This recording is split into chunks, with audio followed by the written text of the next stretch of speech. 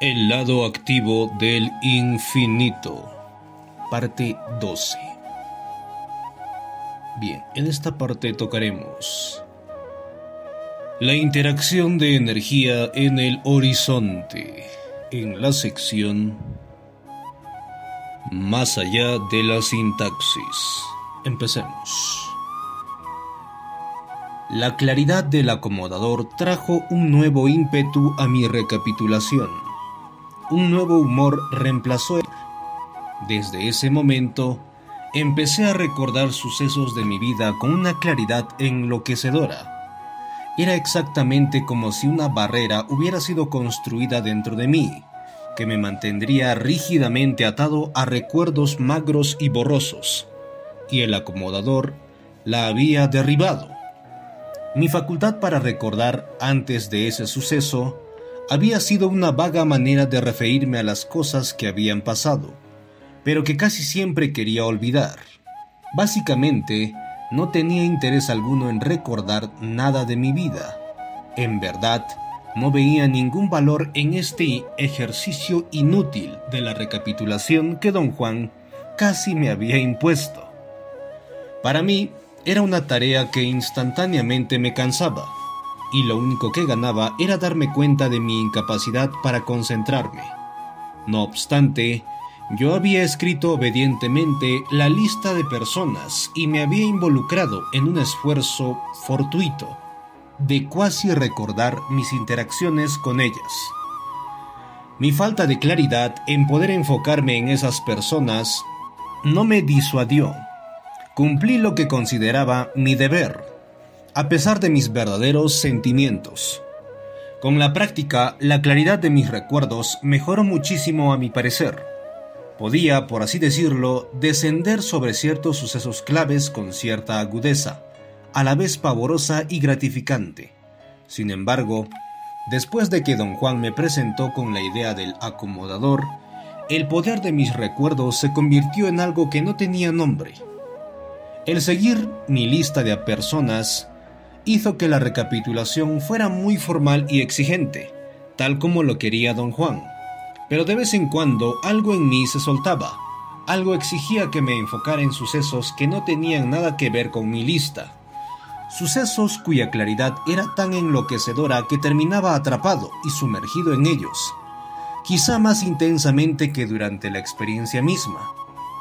Cada vez que recapitulaba de esa manera, tenía un grado de desapego que me permitía ver cosas que había descuidado cuando realmente había estado lleno de ellas. La primera vez que el recuerdo de un suceso me sacudió hasta los cimientos fue después de haber dado una conferencia en una universidad de Oregón. Los estudiantes encargados de organizar la conferencia me llevaron a mí y a otro antropólogo amigo mío a una casa a pasar la noche. Iba a hospedarme en un motel, pero insistieron en llevarnos a la casa para nuestra mayor comodidad. Dijeron que estaba en el campo y que no habían ruidos, el lugar más tranquilo del mundo, sin teléfonos y sin posibilidad de contactos con el mundo exterior. Yo, como el tonto que era, acepté ir con ellos. Don Juan no solo me había advertido ser siempre un ave solitaria, sino que había exigido que observara su recomendación, algo que yo hacía la mayoría de las veces, aunque en ocasiones la criatura gregaria que había en mí me dominaba. El comité nos llevó a la casa de un profesor que estaba en sabático y que quedaba bastante lejos de la ciudad de Portland. Muy rápidamente encendieron las luces por dentro y por fuera de la casa, que de hecho estaba sobre una colina rodeada de faros. Encendidas las luces, la casa debe haber sido visible a una distancia de 10 kilómetros. El comité se fue tan rápido como pudo, algo que me sorprendió porque pensaba que se quedarían a conversar. La casa era de madera, en forma de A, pequeña pero muy bien construida. Tenía una sala enorme y un entrepiso encima donde estaba el dormitorio, justamente en el ángulo del marco en forma de A. Había un crucifijo de tamaño natural que colgaba de una extraña bisagra rotatoria, perforado en la cabeza. Era una vista bastante impresionante, especialmente cuando el crucifijo rotaba, chirriando como si necesitara aceite. El baño de la casa era todo un espectáculo. Tenía azulejos de espejo en el techo, sobre las paredes y sobre el piso, y estaba iluminado con una luz rojiza. No había manera de ir al baño sin verse de todos los ángulos. Disfruté todas estas características de la casa. Me parecían estupendas. Cuando llegó la hora de dormirme, sin embargo, me encontré con un serio problema, pues había una sola cama angosta, dura, monástica, y mi amigo antropólogo estaba a punto de caer enfermo de pulmonía, resollando y escupiendo flemas cada vez que tosía. Se fue directamente a la cama y se quedó pues en sueño profundo. Busqué un rincón para dormirme. No encontraba ninguno. Esa casa carecía totalmente de comodidades. Además, hacía frío. El comité había encendido las luces, pero no la calefacción. La busqué. Mi búsqueda fue inútil, como lo fue también el tratar de encontrar el contacto para apagar los faros o siquiera las luces de la casa. Los contactos estaban allí sobre las paredes, pero parecían regidos por un contacto central. Las luces estaban encendidas y no había manera de apagarlas. El único rincón que encontré para dormir fue sobre un tapete delgado, y la única cobija que había era la piel curtida de un gigantesco perro lanudo francés. Evidentemente, había sido la mascota de la casa, y lo habían preservado. Tenía brillantes ojos negros y le colgaba la lengua del hocico abierto. Puse la cabeza del perro sobre mis piernas. Me tenía que tapar con la parte trasera que me daba al cuello. La cabeza embalsamada era como un duro objeto entre mis rodillas, lo que resultaba algo incómodo. Si hubiera estado oscuro, podría haber aguantado. Recogí un montón de toallas de baño y las usé como almohada. Usé la mayor cantidad posible de la mejor manera que pude para cubrir la piel del animal. No pude pegar un ojo en toda la noche. Fue entonces, recostado allí mientras me maldecía por haber sido tan bestia y no haber seguido las recomendaciones de Don Juan, cuando experimenté el primer recuerdo enloquecedoramente claro de toda mi vida. Me había acordado del suceso que Don Juan llamó el acomodador, con la misma claridad, pero mi tendencia siempre había sido de semidejar de lado lo que me pasaba cuando estaba con Don Juan, porque a mi parecer en su presencia todo era posible. Sin embargo, esta vez estaba solo. Años antes de haber conocido a Don Juan, había trabajado pintando anuncios para edificios. Mi jefe se llamaba Luigi Palma. Un día, Luigi consiguió un contrato para pintar un anuncio en la pared trasera de un edificio viejo, de venta y alquiler de fracs y trajes de novias. El dueño del edificio quería atraer toda la clientela posible con un gran anuncio. Luigi iba a pintar a la novia y al novio, y yo iba a pintar el letrero. Fuimos al techo plano del edificio y pusimos los andamios. Sin razón aparente, yo me sentía bastante inquieto. Había pintado docenas de anuncios en edificios altos. Luigi pensó que había empezado a tener miedo a las alturas, pero que se me iba a pasar. Cuando llegó el momento de empezar a trabajar, él bajó el andamio unos cuantos pies del techo y saltó sobre las tablas planas. Él se fue a un lado mientras yo me quedé al otro para no vedarle el paso. Él era artista. Luigi comenzó a hacer alarde de su talento. Al pintar, sus movimientos se volvieron tan irregulares y tan agitados que el andamio comenzó a moverse de lado a lado. Me mareé. Quise regresar al techo con el pretexto que necesitaba más pintura y otros trastos. Me agarré de la orilla de la pared que bordeaba el techo y traté de levantarme, pero las puntas de los pies se me metieron entre las tablas del andamio. En vez de ayudarme a desenredar los pies, Luigi se sentó y se abrazó a las cuerdas que ataban el andamio al techo. Hizo la señal de la cruz mientras me miraba horrorizado. Desde esa posición, Se arrodilló y sollozando empezó a recitar el Padre Nuestro. Me agarré de la orilla de la pared con todo lo que tenía. Lo que me dio fuerza desesperada para aguantar fue la certeza de que si yo me controlaba, podría evitar que el andamio se alejara más y más. No iba a soltar mi agarre y caer 13 pisos a mi muerte. Luigi, compulsivo y dominante hasta el final, me gritó en medio de sus lágrimas que debía rezar. Juró que los dos íbamos a caer y morir, y lo único que nos quedaba era rezar por la salvación de nuestras almas. Por un momento reflexioné acerca de si valía la pena rezar. Decidí gritar en vez de ello. La gente en el edificio debe haber oído mis gritos, pues llamaron a los bomberos. Con toda sinceridad, pensé que habían pasado apenas 2 o 3 segundos desde que empecé a gritar hasta que los bomberos subieron al techo, agarraron a Luigi y a mí y aseguraron el andamio.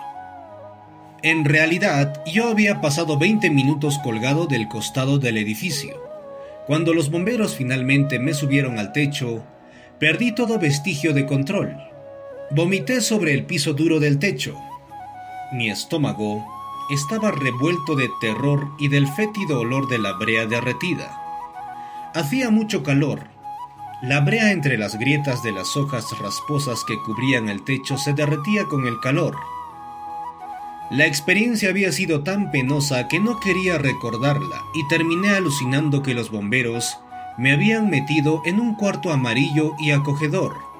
Me había acostado en una cama sumamente cómoda y me había dormido plácidamente en mis pijamas, libre de todo peligro. El segundo recuerdo fue otra explosión de fuerza inconmensurable. Estaba en amena conversación con un grupo de amigos, cuando de repente y sin razón alguna, se me fue el aliento bajo el impacto de un pensamiento, un recuerdo vago por un instante y que se convirtió luego en una experiencia que me absorbió por completo. Su fuerza fue tan intensa que tuve que excusarme para retirarme un momento y estar a solas.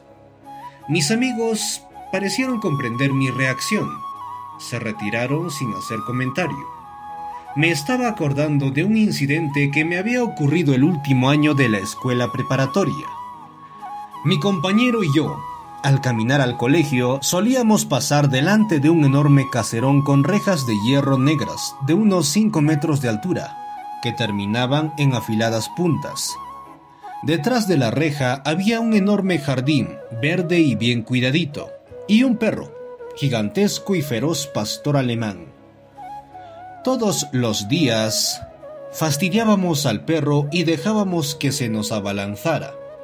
Frenaba físicamente al llegar a la reja de hierro, pero su furia parecía cruzarla y llegar hasta nosotros. A mi amigo le encantaba entretener al perro diariamente en una competencia de mente sobre materia. Se paraba a unos centímetros del hocico del perro, el cual salía por las barras de la reja hasta extenderse unos 8 centímetros a la calle, y le enseñaba los dientes, igual que el perro. «¡Entrégate, entrégate!», gritaba mi amigo. «Obedece, obedece. Yo soy más poderoso que tú». Sus muestras diarias de proeza mental, que duraban por lo menos 5 minutos, nunca tuvieron efecto sobre el perro, fuera de dejarlo más fúrico que nunca. Mi amigo me aseguraba a diario, como parte de su rito, que el perro o le iba a obedecer o iba a morirse delante de nosotros de un ataque cardíaco como resultado de su furia. Su convicción era tal que yo creía que el perro iba a morir en cualquier momento. Una mañana, al llegar a la casa, el perro no estaba. Esperamos un momento, pero no apareció. Cuando lo vimos, estaba al final del enorme jardín. Parecía estar muy ocupado. Así es que empezamos a alejarnos. Por el rabillo del ojo, vi que el perro venía hacia nosotros a toda velocidad. A una distancia de 4 o 5 metros de la reja, dio un salto. Estaba segurísimo de que se iba a desgarrar la panza con las puntas de la reja, pero las evitó apenas y cayó en la calle como un costal de papas. Por un momento, pensé que estaba muerto, pero solo estaba atontado. De pronto se levantó y en vez de correr detrás del que lo había enfurecido, vino tras de mí. Salté al techo de un auto, pero el auto no era nada para ese perro. Saltó y casi se abalanzó encima de mí. Bajé y me trepé al primer árbol que estaba a mi alcance. Un arbolito tierno que apenas soportaba mi peso. Estaba seguro de que lo iba a quebrar, de que caería y moriría descuartizado en los dientes del perro. Estaba casi fuera de su alcance en el árbol, pero saltó otra vez agarrándome del pantalón y rasgándola. Hasta llegó a sacarme sangre en las nalgas con los dientes. Pero al ver que estaba yo fuera de su alcance encima del árbol, se fue. Corrió calle arriba, quizás en busca de mi amigo. En el colegio, la enfermera me dijo que tenía que pedirle un certificado de vacuna contra la rabia al dueño del perro. «Tienes que investigar esto», me dijo en tono severo. «A lo mejor ya te contagiaste. Si el dueño se niega a mostrarte el certificado de vacuna, tienes derecho a acudir a la policía». Hablé con el mayordomo de la casa donde vivía el perro. Me acusó de haber atraído al perro a la calle, un perro de raza de gran valor. «Ten cuidado, muchacho», me dijo enojado. «El perro se extravió. El dueño te va a meter a la cárcel si no sigues dando lata». «Pero a lo mejor tengo rabia», le dije una voz sinceramente aterrada. «Me vale mierda que te haya dado plaga bubónica», me gritó. «Vete al carajo». «Llamo a la policía», le dije. «Llama a quien quieras», me contestó. «Si llamas a la policía, los volvemos contra ti. En esta casa podemos hacer lo que nos dé la gana». Le creí y le mentí a la enfermera diciéndole que el perro andaba perdido y que no tenía dueño. «¡Ay, Dios mío!», exclamó. «Prepárate para lo peor. Lo más probable es que tenga que mandarte con el médico». Me dio una larga lista de síntomas que podían manifestarse. Me dijo además que las inyecciones contra la rabia eran extremadamente dolorosas y que se administraban subcutáneamente en la región abdominal. «No se lo desearía ni a mi peor enemigo», dijo, hundiéndome en una horrible pesadilla. Lo que siguió fue mi primera depresión verdadera. Me quedé en cama, sintiendo cada uno de los síntomas que me había enumerado la enfermera. Terminé por ir a la enfermería para rogarle a esa mujer que me hiciera el tratamiento por muy doloroso que fuera. Hice un escándalo, me puse histérico. No tenía rabia, pero había perdido todo dominio sobre mí mismo. Le conté a don Juan mis 2 recuerdos con todos los detalles, sin omitir nada. No hizo ningún comentario. Inclinó la cabeza afirmativamente un par de veces. «¿En ambos recuerdos, don Juan?», dije, sintiendo en mí mismo la urgencia con la que hablaba. Estaba totalmente histérico, me temblaba el cuerpo, tenía náusea. No quiero decir que era como si estuviera viviendo la experiencia, porque no es verdad. Estaba dentro de las experiencias mismas, las 2 veces, y cuando ya no pude soportarlo, salté a mi vida de ahora. Para mí, ese fue un salto hacia el futuro. Tuve el poder de pasar sobre el tiempo. Mi salto hacia el pasado no fue súbito. El suceso se desenvolvió lentamente tal como sucede con los recuerdos. Fue al final que sí salté de pronto hacia el futuro, mi vida de ahora. «Algo en ti ha empezado a desmoronarse, no cabe duda», dijo finalmente. «Se ha estado desmoronando todo este tiempo, pero se reponía muy pronto cada vez que le fallaban las bases que lo sostenían. Mi sensación es que ya se está desmoronando totalmente».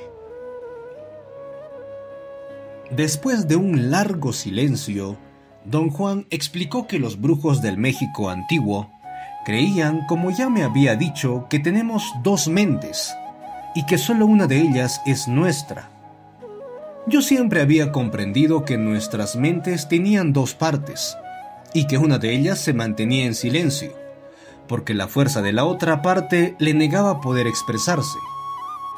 Fuera lo que dijera don Juan, siempre lo había tomado como un medio metafórico, para quizás explicar el dominio aparente del hemisferio izquierdo, del cerebro, sobre el derecho o algo por el estilo.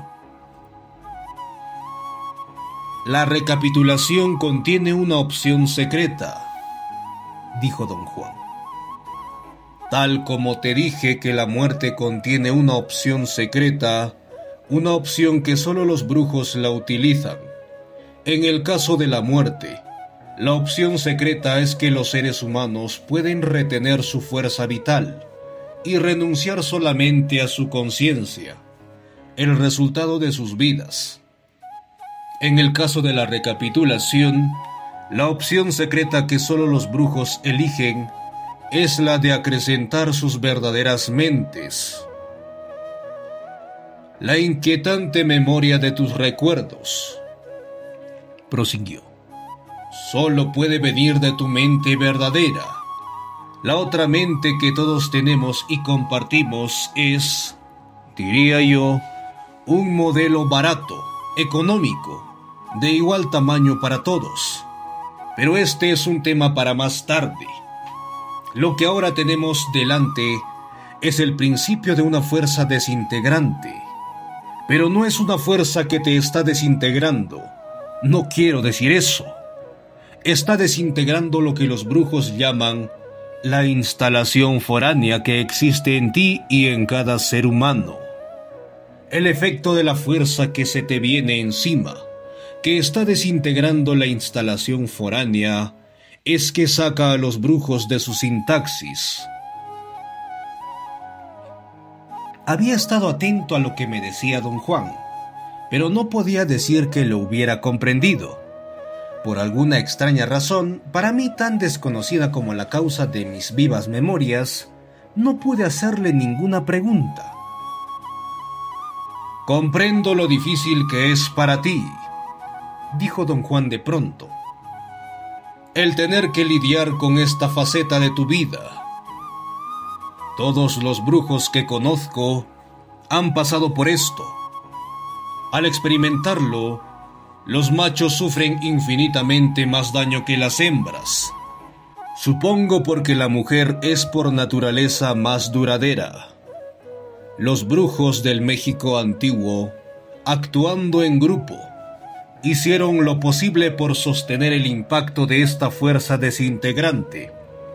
Hoy día no tenemos los medios para actuar en grupo, así es que tenemos que fortalecernos para enfrentar a las solas, la fuerza que nos va a llevar más allá del lenguaje, porque no hay otra manera adecuada para describir lo que está pasando. Don Juan tenía razón porque en verdad no podía explicar o no encontraba manera de describir los efectos de esos recuerdos sobre mí. Don Juan me había dicho que los brujos se enfrentan a lo desconocido a través de los incidentes más banales que se pueda uno imaginar. Cuando se enfrentan a ello y no pueden interpretar lo que están percibiendo, tienen que apoyarse en un recurso exterior para saber por dónde ir. Don Juan llamaba a ese recurso el infinito o la voz del espíritu, y había dicho que si los brujos no se esfuerzan por ser racionales con algo que no puede ser racionalizado, el espíritu les dice lo que ocurre si falla. Don Juan me guió a aceptar la idea de que el infinito era una fuerza que tenía voz y que estaba consciente de sí misma. A consecuencia, me había preparado para estar atento a esa voz y siempre actuar con eficacia, pero sin antecedentes, usando cuanto menos posible el apoyo del a priori.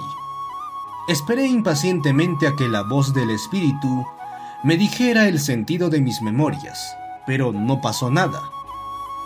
Estaba en una librería un día cuando una joven me reconoció y se acercó para hablar conmigo. Era alta y delgada y tenía la voz insegura de una nena. Estaba tratando de hacerla sentir cómoda cuando de pronto me acosó un cambio energético instantáneo. Era como si una alarma se hubiera encendido dentro de mí, y sin ninguna volición de mi parte, tal como había sucedido antes, recordé otro suceso de mi vida que había olvidado por completo. La memoria de la casa de mis abuelos me inundó. Era una avalancha intensa y devastadora y otra vez tuve que meterme en un rincón. Me sacudía el cuerpo como si me hubiera resfriado. Debo de haber tenido 8 años. Mi abuelo me estaba hablando. Había comenzado por decir que era su mayor obligación decirme las cosas tal como eran. Tenía yo 2 primos de mi misma edad, Alfredo y Luis. Mi abuelo insistió, despiadadamente, que le admitiera que mi primo Alfredo era verdaderamente bello. En mi visión, oía la voz rasposa y contenida de mi abuelo. Alfredo no necesita ninguna presentación, me había dicho en aquella ocasión. Con solo estar presente, se le abren las puertas porque todos practican el culto de la belleza. A todos les gusta la gente bella. Los envidian, pero siempre los buscan. Créemelo. Yo soy guapo. ¿No te parece? Estaba totalmente de acuerdo con mi abuelo. Era ciertamente un hombre apuesto, de huesos finos, de alegres ojos azules y de facciones exquisitas con pómulos elegantes. Todo en su semblante estaba en perfecto equilibrio. Su nariz, su boca, sus ojos, su mentón puntiagudo. Tenía pelo rubio que le salía por las orejas, característica que le daba un aire de duende. Sabía todo acerca de sí mismo y explotaba sus dotes al máximo. Las mujeres lo adoraban, primero, según él, por su belleza, y segundo, porque no lo veían como una amenaza. Desde luego él se aprovechaba de todo esto al máximo. Tu primo Alfredo es un campeón, siguió mi abuelo. Nunca va a tener que entrar en una fiesta a la fuerza, porque siempre será el primero en la lista de invitados. ¿Te has fijado cómo se para la gente en la calle a contemplarlo y cómo lo quieren tocar? Es tan bello que temo que va a salir un idiota, pero eso es otra historia. Diremos que es el idiota más bienvenido que has conocido. Mi abuelo comparó a mi primo Luis con Alfredo. Dijo que Luis era feíto y un poco tonto, pero que tenía un buen corazón, y luego empezó conmigo. Si vamos a seguir con nuestra explicación, continuó, tienes que admitir con toda sinceridad que Alfredo es bello y Luis es bueno. Ahora, lo que viene a ti, tú no eres ni bello ni bueno. Eres un verdadero hijo de puta. Nadie te va a invitar a la fiesta. Vas a tener que meterte a la fuerza. Tienes que acostumbrarte a la idea de que si quieres estar en la fiesta, tiene que ser a la fuerza. Las puertas nunca se te van a abrir como se le abren a Alfredo por ser bello y a Luis por ser bueno. Así es que vas a tener que entrar por la ventana. Su análisis de sus 3 nietos era tan acertado que me hizo llorar por la finalidad de lo que había dicho. Cuando más lloraba, más contento estaba él. Terminó el caso con una advertencia de lo más perjudicial. No hay que sentirse mal, dijo, porque no hay nada más excitante que entrar por la ventana. Para hacerlo, tienes que ser listo y atento. Tienes que vigilar por todos lados y estar preparado para pasar por las humillaciones interminables.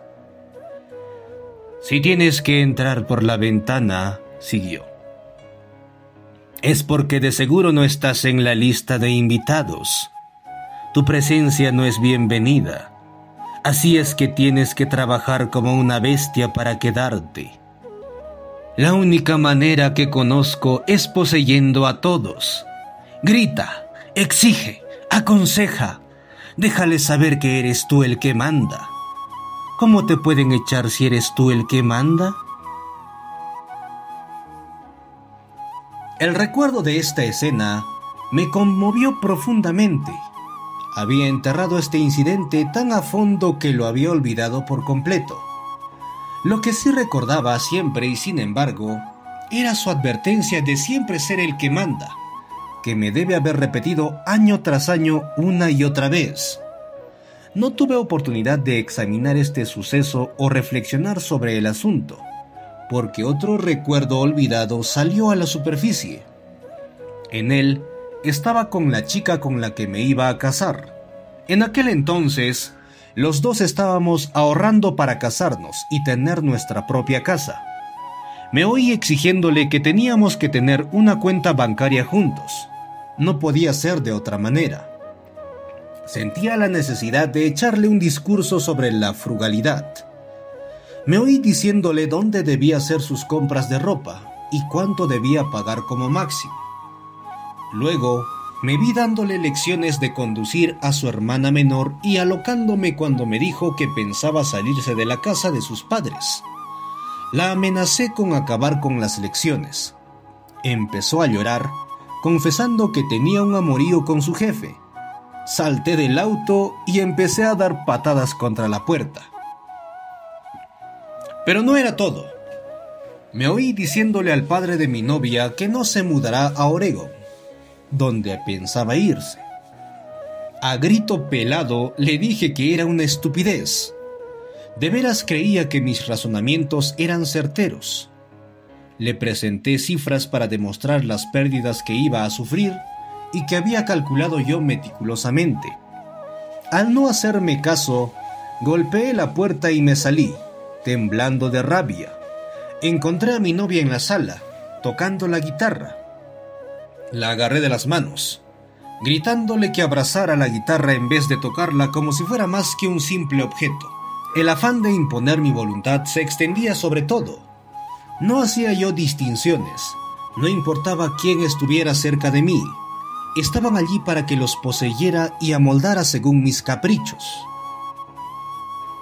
Ya no tuve que sopesar el significado de mis visiones tan vivas, porque una incontrovertible certeza me invadió como si viniera de afuera. Me dijo que mi flaqueza era la idea de tener que ocupar la mesa de director en todo momento, el concepto de que era yo el que mandaba y que además debía dominar cualquier situación estaba arraigadísimo en mí. La forma en que me habían criado solo sirvió para reforzar este impulso, que al principio debe haber sido arbitrario, pero que ya en mi madurez se convirtió en necesidad. Era consciente sin duda alguna de que lo que se jugaba era el infinito. Don Juan lo había descrito como una fuerza consciente que deliberadamente interviene en la vida de un brujo. Y ahora estaba interviniendo en la mía. Supe que el infinito me estaba señalando a través de las memorias vivas de esas experiencias olvidadas la intensidad y la profundidad de mi impulso de dominación. Y de esa manera, supe además con una certeza aterrorizadora que algo me iba a vedar la posibilidad de tener dominio sobre eso, y que necesitaba más que nada la sobriedad, la fluidez y el abandono para poder enfrentarme a lo que venía. Desde luego, le dije todo esto a don Juan, ampliándolo gustosamente con mi inspirada perspicacia y mis especulaciones sobre el posible significado de mis recuerdos. Don Juan se rió, demostrando su buen humor. Todo esto es exageración psicológica de tu parte. Puras ilusiones, dijo. Como siempre, estás buscando explicaciones bajo las premisas lineales de causa y efecto. Cada uno de tus recuerdos se vuelve más y más enloquecedor para ti, porque como ya te dije, has entrado en un proceso irreversible. Está emergiendo tu mente verdadera, despertando de un estado letárgico de toda tu vida. El infinito te está reclamando como propio. continuó. No importe lo que utilice para señalarte eso. No tiene otra razón, otra causa, otro valor que eso. Lo que debes hacer, sin embargo, es prepararte para el ataque violento del infinito. Debes estar en un estado de continuo desvelo, afirmado para recibir un golpe de enorme magnitud. Esa es la manera sobria y cuerda en que los brujos se enfrentan al infinito. Las palabras de don Juan me dejaron con un sabor amargo. En verdad, sentía que esa fuerza venía sobre mí y me llenaba de temor. Como había pasado en mi vida entera escondido detrás de alguna actividad superflua, me hundí en mi trabajo. Presenté conferencias en los cursos que dictaban mis amigos en varias universidades por el sur de California. Escribí prolíficamente. Puedo afirmar que tiré docenas de manuscritos a la basura, porque no cumplían con un requisito indispensable que me había descrito don Juan, que lo hacía aceptable para el infinito. Me había dicho que todo lo que hacía tenía que ser un acto de brujería, un acto libre de expectativas intrusas, temores al rechazo, ilusiones de éxito, libre del culto del yo. Todo lo que hacía tenía que ser al momento, un acto de magia en que me abría libremente a los impulsos del infinito. Una noche, me encontraba sentado en mi escritorio preparándome para escribir como lo hacía a diario. Sentí de pronto un vahido. Pensé que acaso me sentía mareado porque me había levantado demasiado pronto del colchón donde hacía mis ejercicios. Se me nubló la vista y vi puntitos amarillos. Creí que me iba a desmayar. Empeoré. Había una enorme mancha roja delante de mí. Empecé a respirar profundamente, tratando de tranquilizar la agitación que causaba la distorsión visual. Entré en un silencio extraordinario a tal extremo que me sentí rodeado de una negrura impenetrable. Me vino la idea de que me había desmayado, pero podía sentir la silla, el escritorio. Tenía conciencia de todo a mi alrededor, desde la negrura que me rodeaba.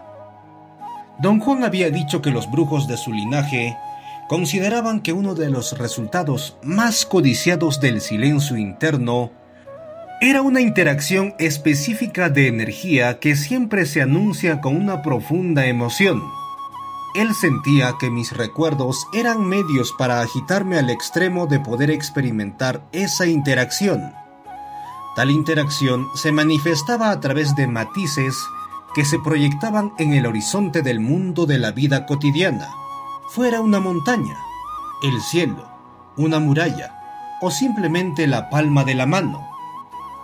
Me había explicado que esta interacción empieza con la apariencia de una tenue pincelada color lavanda sobre el horizonte. Con el tiempo, la pincelada lavanda se expande hasta que cubre el horizonte visible, como las nubes de una tormenta que avanza.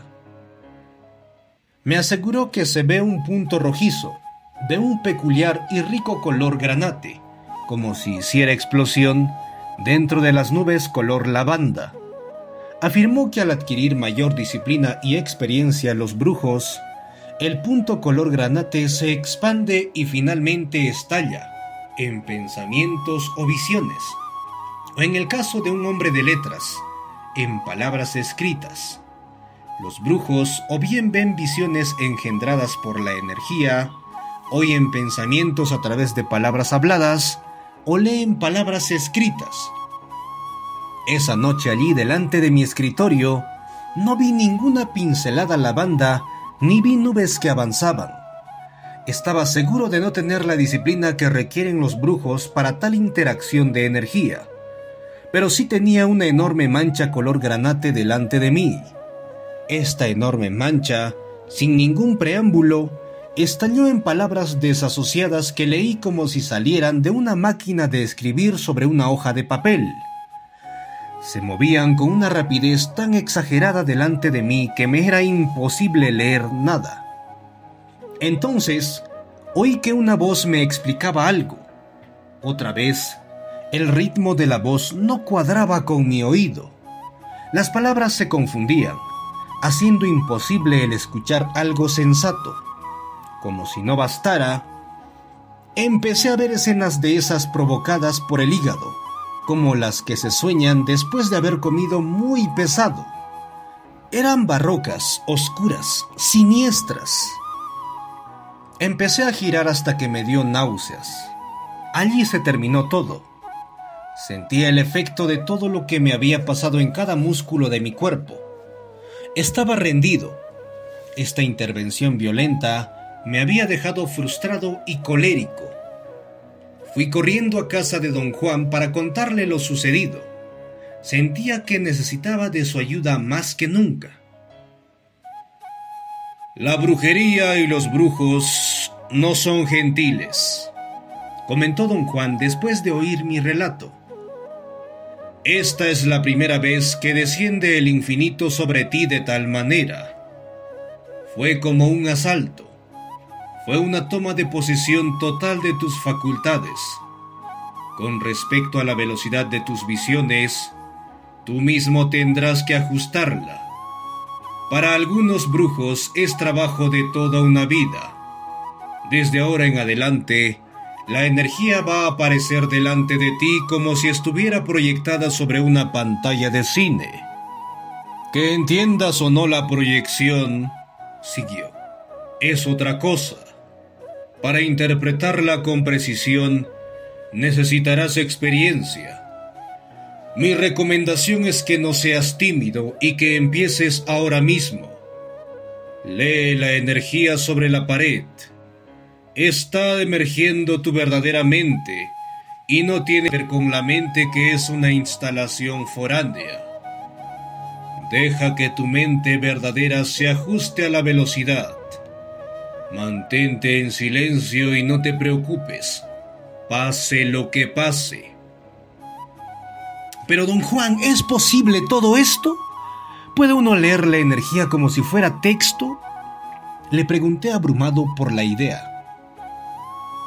Claro que es posible, me contestó.